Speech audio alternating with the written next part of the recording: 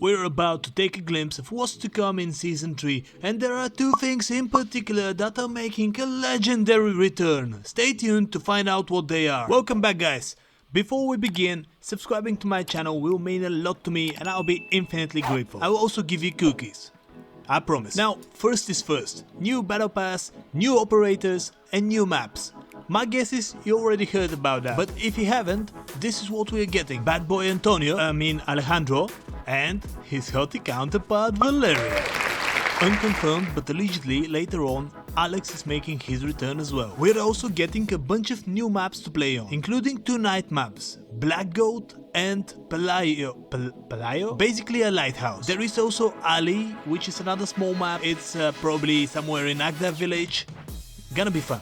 Now that we got that cleared, it's time for the first big returnee, the Plunder game mode, aka the free-to-play multiplayer. Jokes aside, this was my favorite mode back in Warzone 1 and for good reasons. First off, you drop in Al Mazrah with unlimited life, so if you suck at aiming, it's basically a skydiving simulator, and isn't that great? The second reason is that, much like DMZ, which is my favorite mode nowadays, you don't have to be the last one standing, and instead you need to have deposited the most cash by the end of the round, while pew-pewing the hell out of other teams for the lows. And if you have, like me, burned out with the Battle Royale style, this is definitely the mode to try. Oh, and shout out to my boy Dudski for letting me use his Plunder footage since I didn't record my own back in the day. You can check him out pounding people in Plunder in this video. Next up we have the addition of ranked mode to Warzone, which is pretty self-explanatory really. You will progress through a skill rating system to get matched with equally skilled players and Diamond Smurfs who came back to Silver because they want to feel special again. I really hope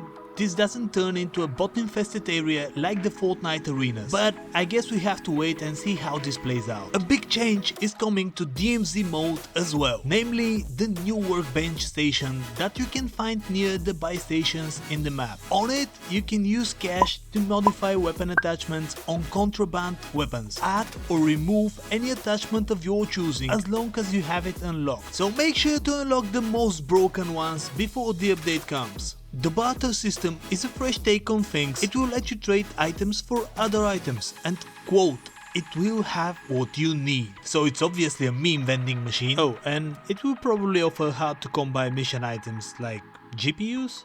I don't know. But what I do know is that this new contract is gonna make everything easier. The secure supplies is said to be an easy regain option because it will actually give you useful gear when you loot it. What do you think this will bring to DMZ? I'd like to see your opinions in the comments below. And speaking of regaining, this will no longer be the dread it is right now, because now you get multiple active operator slots, which essentially means that you can exfil beefed up like a mother with a 3-plate, self-revive and a Q-streak, and then go in with another operator to gear them up as well. I just hope I can use the same operator of my choosing in multiple slots for no specific reasons. By the way, having 3 plates isn't that pimp anymore because a new player is in town. Say hello to the 2-plate on steroids, which only uses 2 armor plates instead of 3 to get you to full armor capacity, so you can get one-shot snipe in style.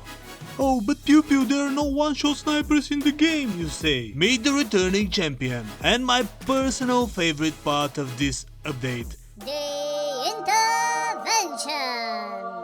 Or, as we're gonna call it in this game due to obvious copyright issues, the FGAX Imperium. Now, if any sniper is gonna pull off a one-shot build, it can be no other than this legendary fella, the original bolt action sniper from the OG Modern Warfare 2. This thing hurts you like nothing else. Oh boy, is it exciting to try it out and see if it lives up to the expectations.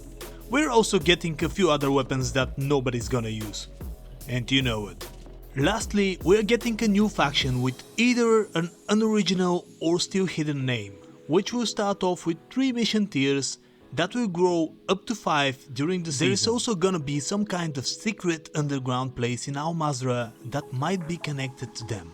And if we are to trust the professional leagues, this might have something to do with further faction depth and reputation. That will allow you to become best buddies with your favorite faction and get friendly with their AI, relying on them to save your butt from enemy players. That pretty much covers the important stuff, but if you would like to check everything that's coming in Season 3, you can check the official link in the description below and draw your own picture.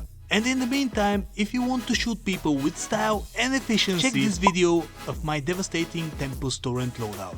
Once again, thanks for watching my video, thanks for being here and being awesome in general. Like and subscribe if you think I deserve it, and I'm gonna see you next time.